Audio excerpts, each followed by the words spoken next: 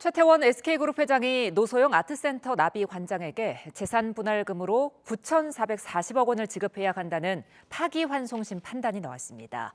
어떤 내용인지 이와 관련된 자세한 내용과 함께 한 주간 관심을 모았던 법조계 이슈 서정빈 변호사와 함께 짚어보겠습니다. 안녕하십니까? 안녕하십니까? 자, 세기의 재산 분할 가장 비싼 이혼이다. 이런 수식어가 따라 붙었었는데요. 결국에는 이제 최 회장이 노 관장에게 9,440억 원을 지급하라고 선고가 나왔습니다. 2심에서의 재산 분할금보다는 적지만 1심보다는 지금 많이 나온 건데 법원은 어떤 기준으로 판단한 걸까요? 우선 재판부에서는 최태원 회장이 보유하고 있는 SK 주식에 대해서 이 이혼 사건에서 재산 분할 대상에 일단 포함을 한다라고 판단을 했습니다. 그리고 나서 이제 주식 가액 산정도 문제가 됐었는데 그 기준 시점은 항소심 변론 종결일, 그러니까 이 대법원에서 파기되기 전에 있었던 그 2심 변론 종결일을 기준으로 해서 산정을 했습니다. 이제 그리고 나서 뭐 각종 기여도를 책정을 한 다음에 결국 노소영 관장에게 3분의 1의 기여도를 인정을 했습니다. 이 결과가 다 종합됐기 때문에 결과적으로는 2심보다는 줄어든 금액이긴 하지만 1심보다는 훨씬 더 큰 금액 9,440억 원을 지급하라라는 결론이 나왔습니다. 그런데 이제 주식 관련해서 최 회장 측은 이게 특유 재산이어서 분할 대상이 아니라고 했었는데 법원은 다르게 봤단 말이죠. 네, 그렇습니다. 이번 사안에서 이게 첫 번째 쟁점이었습니다. 최태원 회장 입장에서는 자신이 보유하고 있는 SK 주식 같은 경우에는 특유 재산, 그러니까 이혼 사건, 재산 분할 사건에서 대상 자체가 되지 않는 재산이다라는 주장을 쭉 해왔었습니다. 하지만 뭐 그럼에도 불구하고 이 부분 배척이 됐죠. 물론 이제 변수가 한 가지 있긴 있습니다. 이제 대법원에서 과거에 이제 노태우 전 대통령으로부터 흘러들어간 300억 원의 비자금, 이게 결국 SK그룹의 일종의 씨앗이 됐는데 여기에 대해서 노소영 관장의 기여가 인정이 된다라고 하는 항소심 판단이 잘못됐다라는 파기환송을 했었던 거죠. 그렇기 때문에 그렇다면은 뭐 SK 주식에 대해서 애초에 특유재산을 또 특유재산으로 인정돼서 이 재산 분할 대상도 안 되는 것 아닌가라는 그런 의견도 있었습니다만 그럼에도 불구하고 이걸 배제하고 나서라도 이 주식에 대해서는 노소영 관장의 기여가 인정이 되는, 그래서 특유재산이라 하더라도 공동의 재산이라고 보고 분할해 갈 수 있는 그 대상에 해당을 한다라고 본 거죠. 그렇기 때문에 뭐 구체적인 내용을 보면은 혼인 기간 동안 이제 취득한 그런 재산이기도 하고, 또 한편으로는 이 노소영 관장이 육아라든가 가사, 또 한편으로 외부에서 SK와 관련된 그런 활동들을 쭉 해왔었기 때문에 이런 내용들을 비추어 봤을 때는 비자금 문제를 빼놓고 계산한다 하더라도 이 주식들에 대해서는 분할 대상이 된다라고 판단을 한 겁니다. 그렇기 때문에 최태원 회장의 주장이 배척이 됐습니다. 그러니까 이 부분 그 기여 부분이 전에 왜 이부진 호텔신라 사장 이혼 소송 때랑은 좀 달랐잖아요. 이 부분 이유는 어떻게 되는 겁니까?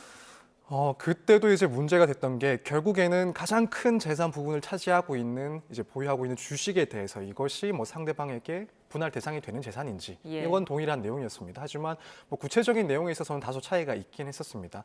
일단 이 주식을 언제 취득했는지 그 취득 시기가 다소 차이가 있었는데 지금 노소영 관장 이 사건, 최태원 회장의 이 주식 같은 경우에는 혼인 기간 중에 이 SK 주식을 취득을 한 것이고, 반면에 이제 이부진 사장 같은 경우에는 혼인 전부터 취득을 했던 그런 주식에 해당을 했습니다.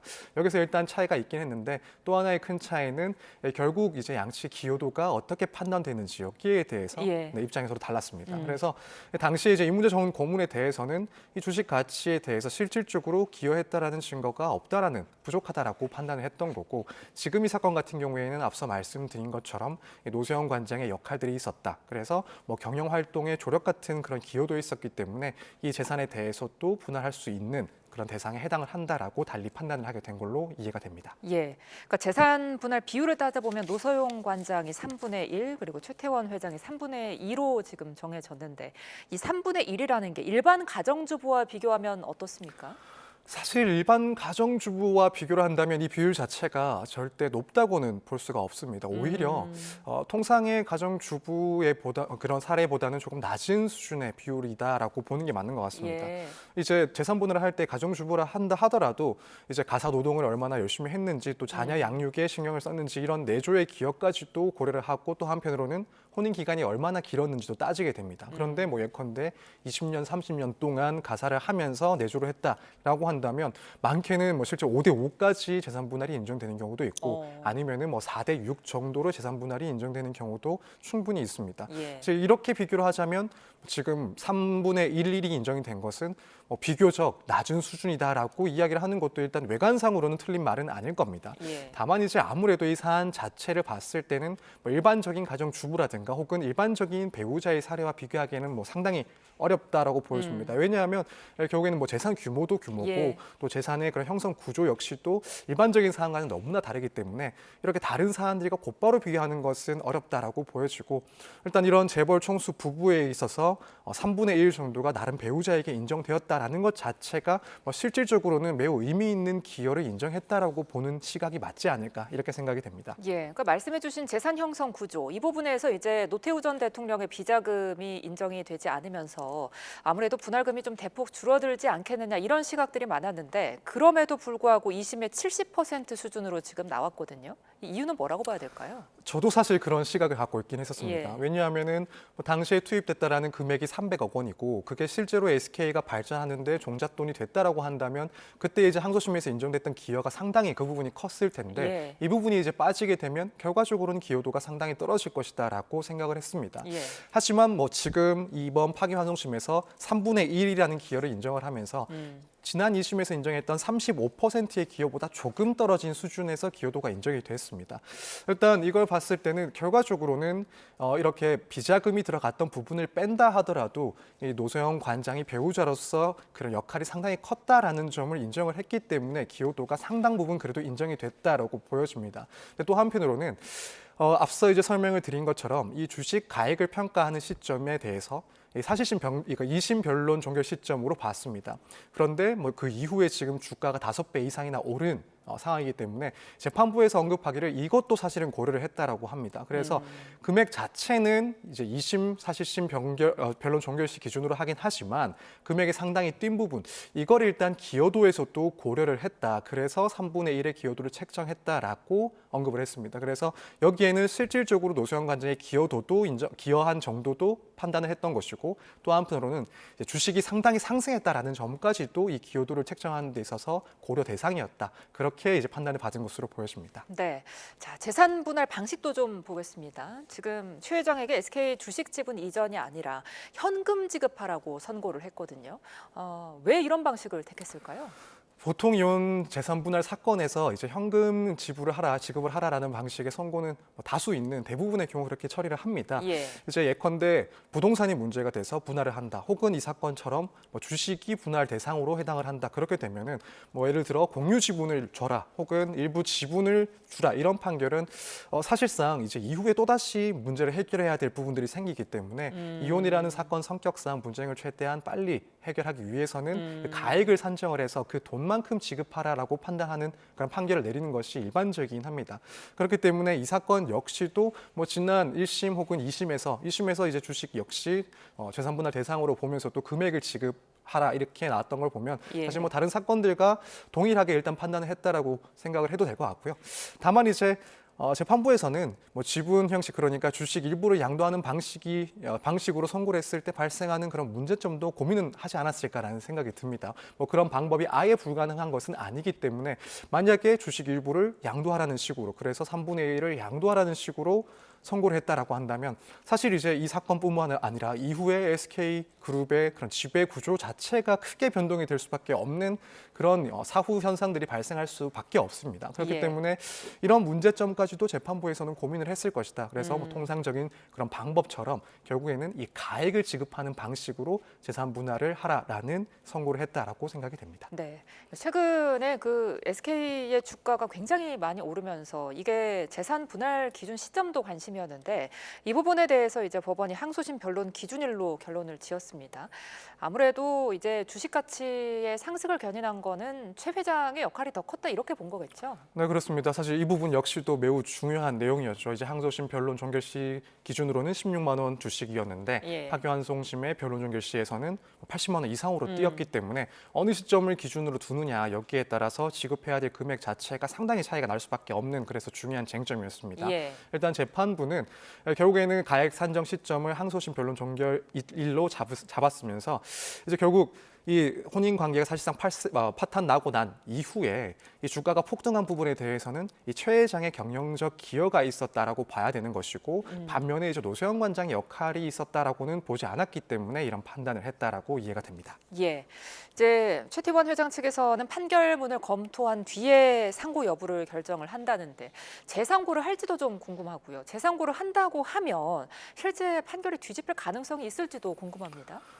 일단 1심 판결을 기준으로 한다면 비교할 수 없을 정도로 큰 금액을 분할하라고 이제 판결이 나왔기 때문에 아마 예. 그 점을 고려한다면 재상고도 충분히 고민하지 않을까 가능성이 상당히 있다라고 개인적으로는 생각을 하고 있습니다. 예. 만약에 이제 이렇게 재상고를 하게 된다라고 한다면 투기 재산 논리를 다시 한번 강조를 할 것 같고 또 한편으로는 이번에 기여도 부분, 그러니까 기여도를 인정했던 부분 거기에 대해서 법리적인 판단에 오류가 있다라는 주장을 할 가능성도 있지 않나라는 생각이 듭니다. 예. 반면에 노세영 관장 같은 경우에도 사실 따지고 보면은 이전에 2심 판결 선고보다는 훨씬 줄어든 금액인 것도 맞고 또 한편으로는 지금 주장을 해왔던 주식 가액의 산정 시기를 달리 봐야 된다라고 주장할 가능성도 있기 때문에 그런 점을 따진다면은 여전히 상고 재상고 가능성은 있지 않나라는 생각은 하고 있습니다. 예. 그리고 이제 과연 그러면 이렇게 재상고가 됐을 때 뒤집힐 가능성이 있냐?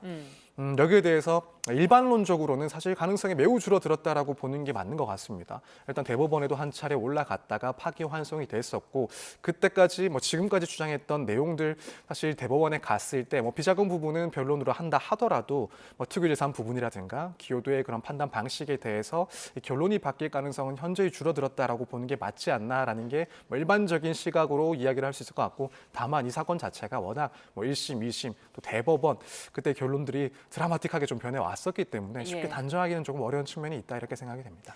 그렇다면은 이번 판결이 향후에 이제 다른 이혼 재산 분할 판결에서 어떤 영향 미칠까요?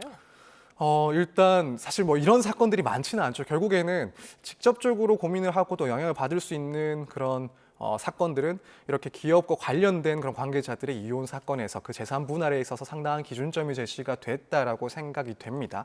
물론 이제 주식 같은 경우에도 재산 분할의 대상이 될 수가 있긴 하지만 이번 사건 같은 경우에는 워낙에 주목을 받는 사건이기도 했고 또 규모가 워낙 컸다 보니까 이렇게 선례가 남는다라는 것은 추후에 기업가나 혹은 상당히 큰 지분을 보유하고 있는 그런 부부의 이혼에 있어서 재산 분할의 한 가지 기준이 될 수 있지 않나라는 생각이 듭니다. 또 한편으로는 사실 지금 많이 관심을 갖고 있는 부분들은 결국 이 주식에 대한 재산 분할이었지만 위자료 부분에 있어서는 1심, 2심 결과적으로 20억 원이 인정이 됐던 그 내용은 확정이 됐습니다. 그래서 사실 이후에 다른 일반적인 이혼 사건에 있어서도 유책 배우자에게 청구할 수 있는 그런 위자료의 상한이 실무적으로는 상당히 올라갔다라고 보는 게 맞지 않나. 지금까지는 1억 정도면 상당히 높은 위자료 금액이라고 생각을 해왔다라고 예. 한다면 사실 이후에는 상대방의 책임 여하에 따라서 그리고 실제 부부의 그런 재산 상황에 따라서 그 위자료 수준도 상당히 좀 높여서 책정을 할 수도 있다. 이런 기준이 되지 않았을까라는 생각이 됩니다. 예. 자, 그런가 하면 원래 예정대로라면 어제 김건희 씨 대법원 선고도 나왔어야 하는데 하루 전날에 전격 연기가 됐습니다. 이렇게 대법원이 하루 전에 선고를 연기한 거는 굉장히 이례적인 일인 거죠? 매우 이례적인 상황이죠. 예. 결국 그렇기 때문에 지금 김건희 씨의 이 사건을 담당했던 소부에서 최종적으로는 의견이 갈리지 않았나. 그렇기 때문에 대법원의 그 전원 합의체로 넘어간 것 아닌가라는 그런 시각들도 나오고 있습니다. 물론 이제 대법원 전원 합의체로 넘어가는 사건들 중에서 예컨대 사회적으로 큰 관심사가 되는 중요 사건이라든가 혹은 기존의 법리를 바꿔야 될 사건들 이런 것들도 결국에는 전원 합의체로 넘어가기 마련이긴 하지만 지금 말씀하신 것처럼 이 선고기일이 한 차례 또 연기가 됐다가 결국에는 선고기일을 하루 앞두고 연기가 됐고 다시 전원 합의체로 넘어갔다라는 것은 매우 이례적인 상황이라고 해석이 됩니다. 그래서 이 시기를 봤을 때는 최종적으로 당시 이제 소부의 대법관들의 의견에 조금 불일치가 있었을 가능성도 있지 않았을까 이렇게 생각이 됩니다. 예. 그러니까 지금 앞서 특검의 요청으로 한번 미뤄졌고 또 다시 지금 미뤄져서 두 번째 미뤄진 건데 이렇게 법원이 선고를 연기한 거는 아마도 명태균 씨 여론조사 사건 때문일 거다 이런 분석들이 많이 있습니다. 지금 이 명태균 여론조사 이 하나의 사건을 두고 오세훈 서울시장 그리고 윤석열 전 대통령과 김건희 씨 사건들 하급심 판단이 다 다르게 나왔는데 재판부가 다르다고는 하지만 이게 하나의 사건 가지고 다 이럴 수가 있는 겁니까? 물론 이제 개별적인 사건이기도 하고 예. 또 이제 오세훈 시장 사건 같은 경우에는 사건의 구조 자체가 조금 다른 점이 있긴 합니다. 그런 차이점도 감안은 해야 되긴 하겠지만 예. 그럼에도 불구하고 많은 의견들처럼 사실상 동일하거나 혹은 유사한 사안에 대해서 이렇게 판단이 달라진 것은 결국 재판부의 시각이 서로 달랐기 때문이 아닌가 이렇게 이해를 하는 게 저도 충분히 동의를 할 수 있는 그런 내용입니다. 예. 결국에는 이 사안들을 봤을 때 당사자들이 인정을 하지 않은 이상 그리고 직접적이고 명백한 그런 증거가 있지 않은 이상 결국 그런 간접적인 증거들이라든가 혹은 정황들을 두고 어떻게 평가할 것인가 여기에 대해서 각 재판부가 서로 판단이 조금 달랐다. 그래서 결론이 달라졌다. 이렇게 일단 이해가 됩니다. 예컨대 김건희 씨 사건 같은 경우에는 당시 이제 명태균 씨의 영업 방식에 대해서 법원에서는 자신의 그런 일방적인 여론조사를 제공을 하고 정치적인 입지를 확보하기 위해서 혹은 과시하기 위한 일방적인 방식의 영업 방식이었다.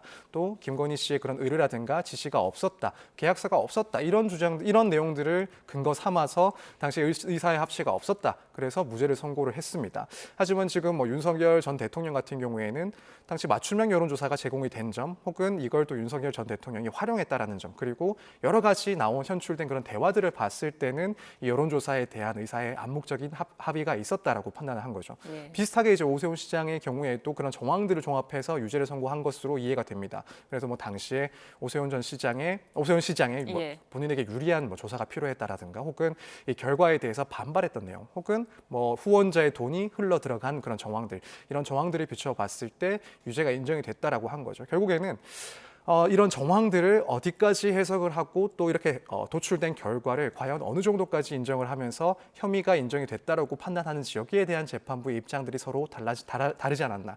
그래서 이번에 대법원에서 이 부분에 대해서는 조금 교통 정리를 할 필요가 있다라고 생각이 됩니다. 예. 그렇다면 그 교통정리가 과연 오는 28일까지 결론이 날 것이냐. 왜냐하면 지금 특검법에 규정된 게 633 원칙이 있기 때문에 이 규정에 따르려면 오는 28일까지 결론을 내야 하거든요. 이게 현실적으로 가능하겠습니까? 현실적으로는 시간이 너무 부족하다라고 생각이 됩니다. 그래서 이걸 기대하는 것은 상당히 어렵지 않나라고 개인적으로 생각을 하고 있고 이제 633 원칙이라는 것이 사실 지켜져야 될 부분인 건 맞긴 하지만 예. 다만 이제 이건 훈시 규정입니다. 그래서 이걸 위반했을 때 그렇다고 해서 제재를 한다거나 혹은 처벌할 수 있는 그런 규정은 아닙니다.